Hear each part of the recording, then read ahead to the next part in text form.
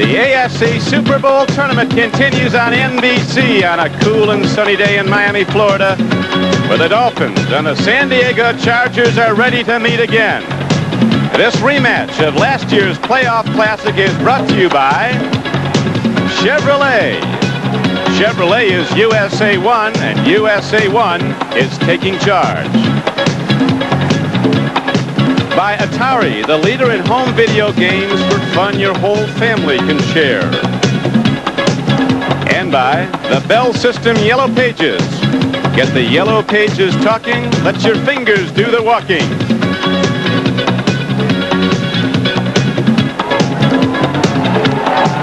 The Orange Bowl is jammed again in Miami. They've hoped for this rematch, and now they've got it, so do we all.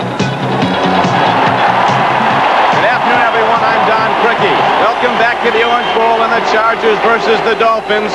Both these teams are so ready. They've waited for this game again. As Don Shula told us a few minutes before he went back to the locker room, for a year we've hoped we'd get the Chargers again in a playoff game. Now we've got our wish. It's up to us. It was an inspirational game last year. All those of you who saw it, remember these teams pushing themselves to the summit. As Kellen Winslow of the Chargers said, we pushed ourselves till we just couldn't push anymore.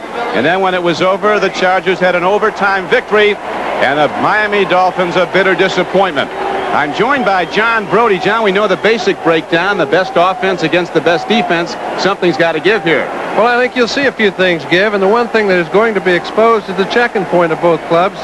Everybody chokes a little bit, and I think that teams would tend to do it at this price level.